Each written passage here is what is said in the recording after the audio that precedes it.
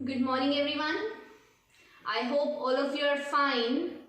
हम कर रहे हैं chapter number 16 management of natural resources.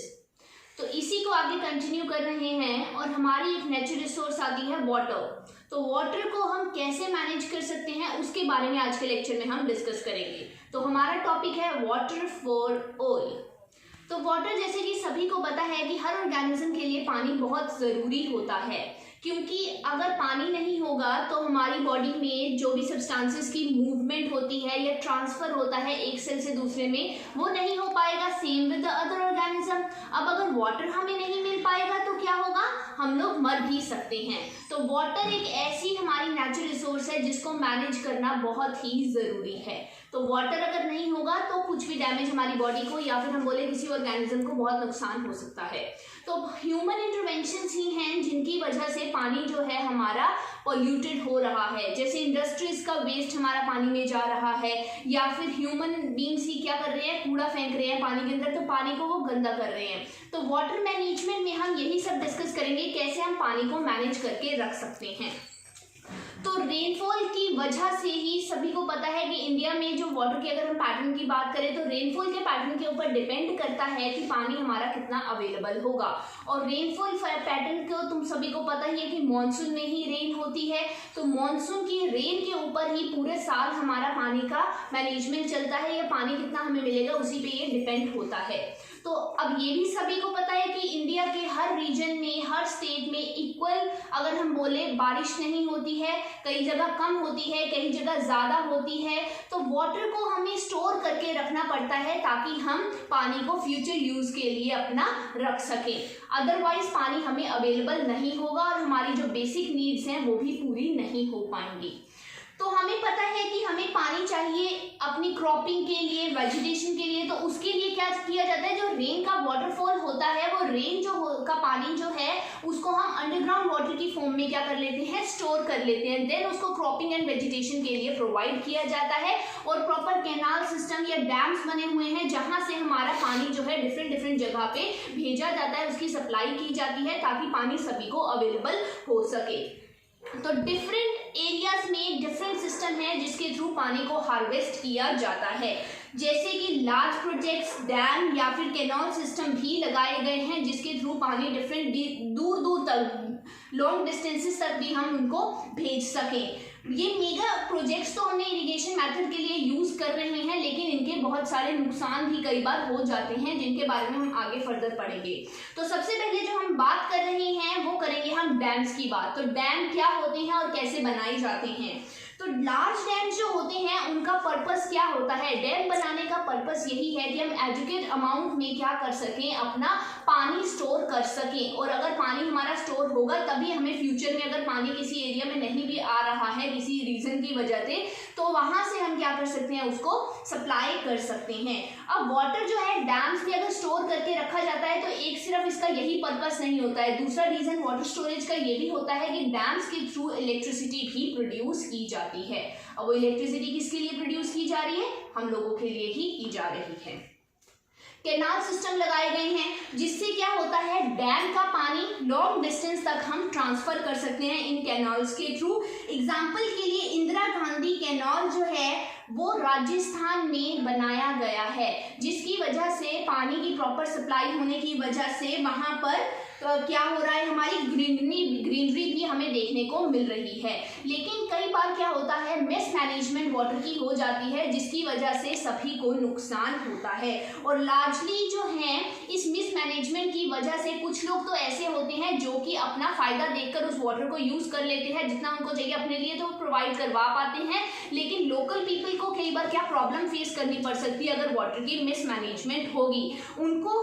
अब तुम्हें पता है कि लोगों को पानी किस लिए चाहिए, अपनी क्रॉप्स के लिए, जैसे शुगरकेन के लिए, राइस के लिए पानी चाहिए। और कई बार क्या होता है, डैम्स लगाए जाते हैं लोगों को ये प्रॉमिस करके कि उसका बेनिफिट वो लोकल लोगों को देंगे, लेकिन ये बेनिफिट्स जो देने का भरोसा तो उनको उस टाइम दे दिया जाता है, लेकिन बाद में ये प्रॉमिसेस कई बार पूरे भी नहीं होते हैं।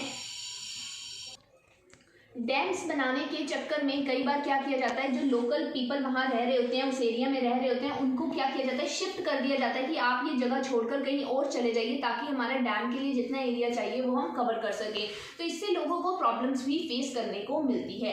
इसीलिए डैम्स बनाने के लिए कई बार ऑपोजिशंस जो है वो लगाई जाती है। जैसे कि एक लगाई गई थी रिवर गंगा के ऊपर, जब तहरी डैम बन रहा था तब भी कुछ ऑपोजिशंस लगाई गई थी। और इसके अलावा एक नर्मदा बचाओ आंदोलन भी चलाया गया था।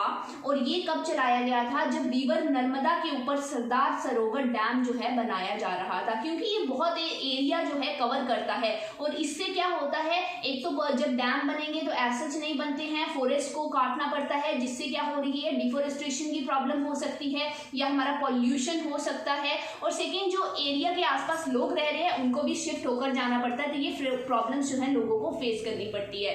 तो मेनली 3 टाइप की प्रॉब्लम्स होती हैं जो लोगों को फेस करने को मिलती है, इसीलिए इसका क्रिटिसिज्म किया जाता है कि डैम्स ना बने। पहली प्रॉब्लम है सोशल प्रॉब्लम। सोशल प्रॉब्लम में हम वही आ जाएगा कि जो हमारे आसपास के ट्राइबल्स में या वहाँ पे रहने वाले गांव के आसपास जो लोग रहते हैं उनको प्रॉब्लम्स फेस करनी पड़ती है। उनको कंपनसेशन नहीं दिया जाता, जितना उनको देना चाहिए उतना नहीं मिलता है, और उनको पॉल्यूशन से रिलेटेड भी प्रॉब्लम्स फेस करने को उन लोगों को मिलती हैं। सेकेंड प्रॉब्लम है इकोनॉमिक प्रॉब्लम। अब देखो, इसमें डैम लगाने के लिए पब्लिक मनी का यूज किया जाता है। पब्लिक मनी का यूज किया जाता है without giving benefits to the people. जो भी उनके आसपास रह रहे हैं उनको इतना कोई बेनिफिट नहीं दिया जाता, लेकिन पब्लिक मनी यूज हो रही है, तो इकोनॉमिक प्रॉब्लम भी इससे आती है। लास्ट प्रॉब्लम है इन्वायरमेंट प्रॉब्लम। अब इन्वायरमेंट प्रॉब्लम कैसे आती है, डैम्स बनने के टाइम पे बहुत ज्यादा पॉल्यूशन क्रिएट होता है और इससे डिफोरेस्टेशन की प्रॉब्लम और बायोलॉजिकल डाइवर्सिटी हमारी लॉस हो जाती है, तो ये इन्वायरमेंट प्रॉब्लम हमारी आती है। तो लोगों को ये प्रोजेक्ट्स बनाने के टाइम पर डिस्प्लेस किया जाता है without giving any benefit to the people living around those areas. तो इसी वजह से एक यहाँ पर फाइट चली थी। तवा डैम जब बिल्ट हुआ था 1970 में, और उसके लिए लोगों को बहुत ज्यादा प्रोमिसेस किए गए थे कि आपको ये दिया जाएगा, ऐसा होगा, लेकिन कोई बेनिफिट उनको नहीं दिए गए। आज तक उसके लिए जो है लड़ाई या फाइट जो है आज तक चलती आ रही है। नेक्स्ट टॉपिक है हमारा वाटर हार्वेस्टिंग। वाटर हार्वेस्टिंग के बारे में जब हम पढ़ेंगे तो हमें पता है कि हमें वाटरशेड मैनेजमेंट क्यों करनी है, ताकि सॉइल और वाटर को हम कंजर्व करके रख सकें और वाटर एंड सॉइल पॉल्यूशन हमारा क्रिएट ना हो।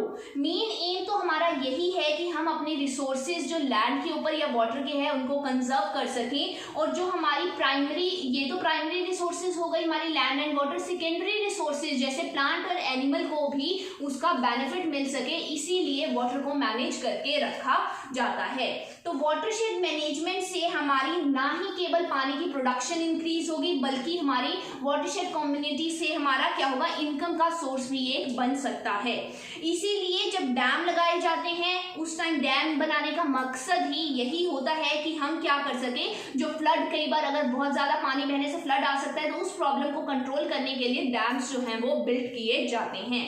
वेरियस ऑर्गेनाइजेशन है जो आपस में वर्क कर रही है कि वो इन मेगा प्रोजेक्ट्स डैम का कोई ऑल्टरनेटिव ढूंढ सके ताकि वाटर को मैनेज करके रखा जा सके। अब क्या होता है, जो मेनली कुछ लोकल लोग क्या करते हैं, वो स्मॉल पिट्स बना लेते हैं या लेक्स बना लेते हैं जिसमें वो पानी को स्टोर करके रख सकें। ठीक है, इसके अलावा लाइमस्टोन रिजर्वर्स बनाए जाते हैं, rock to water collecting units बनाए गए हैं जिससे वो पानी को कंजर्व करके रख सकें, और ग्राउंड वाटर को वापस से रिवर में भेजने के तरीके वो ढूंढते हैं कि ग्राउंड में वाटर जितना भी स्टोर हुआ है वो रिवर में जा सके, या रिवर से ग्राउंड वाटर की फॉर्म में पानी आकर क्रॉपिंग के लिए आगे हम प्रोवाइड कर सके। तो इस तरह से वाटर को हम मैनेज कर सकते हैं।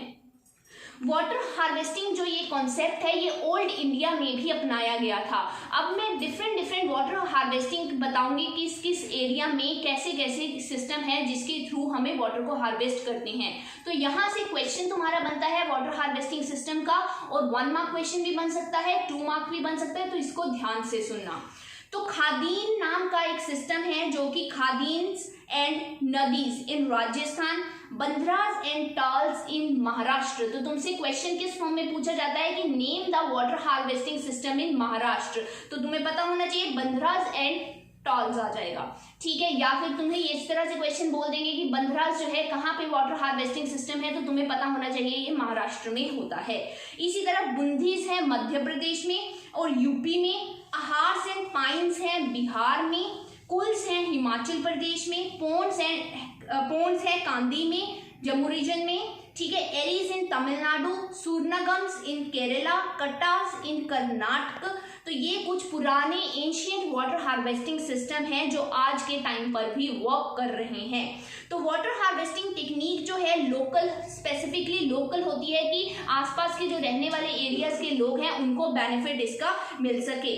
अगर इसका मिसमैनेजमेंट होगा तो लोगों को बहुत ही नुकसान होगा। कई बार क्या होता है, ओवर एक्सप्लॉयटेशन भी इन सिस्टम का हो रहा है। तो लार्जली लेवल पे अगर हम बात करें टेरेन में, तो वाटर हार्वेस्टिंग सिस्टम में क्या किया जाता है, डैम्स के पानी को स्टोर करने के भी बहुत सारे तरीके हैं कि डैम्स के पानी को हम किस तरह से फर्दर यूज कर सकते हैं। तो वाटर हार्वेस्टिंग स्ट्रक्चर्स जो हमारे मेनली क्रीसेंट शेप के होते हैं, कंक्रीट एंड रबल शेप के होते हैं, ताकि जो फ्लड के थ्रू या डैम से जो एक्स्ट्रा पानी आ रहा है उनको गलीज के थ्रू वो क्या कर सके, छोटी छोटी बनाकर वो अपना पानी स्टोर कर सकते हैं। ठीक है, लार्जर स्ट्रक्चर्स जो होते हैं वो तो पूरा 1 साल तक वाटर को हमारे स्टोर करके रख लेते हैं, लेकिन जो छोटे छोटे स्ट्रक्चर्स में पानी को स्टोर किया जाता है वो 6 महीने के अंदर जो है या फिर लेस देन 6 मंथ में मॉनसून के वाटर जो है वहां से ड्राई अप होना स्टार्ट हो जाता है। तो मेन पर्पस यही है वाटर हार्वेस्टिंग सिस्टम का कि हम पानी को होल्ड करके रखें और जब जरूरत होगी उसको उस टाइम पर हम यूज करें। तो वेल्स के थ्रू जो है कुएं बनाए जाते हैं जिनसे वेजिटेशन के लिए पानी प्रोवाइड कर दिया जाता है। ठीक है, ग्राउंड वाटर जो है वो बहुत ही ज्यादा यूज किया जाता है वेजिटेशन के लिए, लेकिन ग्राउंड वाटर भी कभी कभी क्या हो जाता है, कंटेमिनेट हो जाता है, और उसका रीजन यही है कि ह्यूमन इंटरवेंशन है जो पानी को खराब कर सकती हैं। तो इसीलिए हमें प्रॉपर मैनेजमेंट सिस्टम बना के रखना चाहिए so that we can store water in a good manner. तो ये है वाटर हार्वेस्टिंग सिस्टम के बारे में। अब इससे रिलेटेड 3 क्वेश्चंस हैं पेज नंबर 276 पर दिए हुए। फर्स्ट क्वेश्चन है, find out about the traditional system of water harvesting management in your region. अपने रीजन में वाटर हार्वेस्टिंग सिस्टम के तुम कोई तरीके बताओ। तो अपने रीजन में तुम देख सकते हो तुम्हें पानी कहाँ से आ सकता है।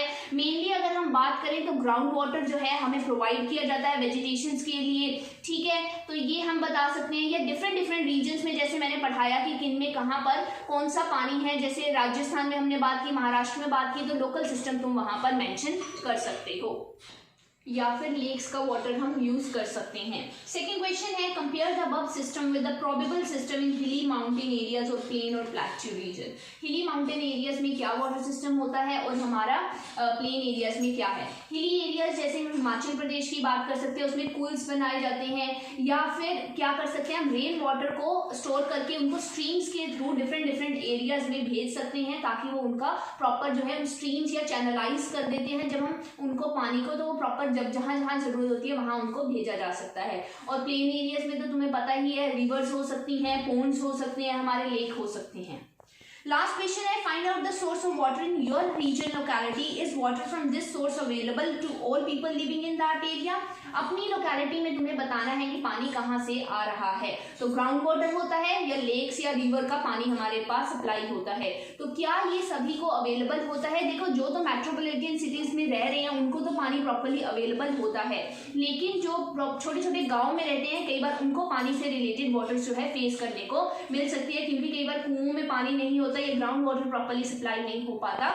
लेकिन फिर भी काफी हद तक अब बहुत सारे सिस्टम ऐसे बना दिए जिनसे पानी सभी को सप्लाई हो सके। तो आज के लिए हम इतना ही करेंगे। आई होप आप सभी को समझ में आ गया होगा। Thank you very much.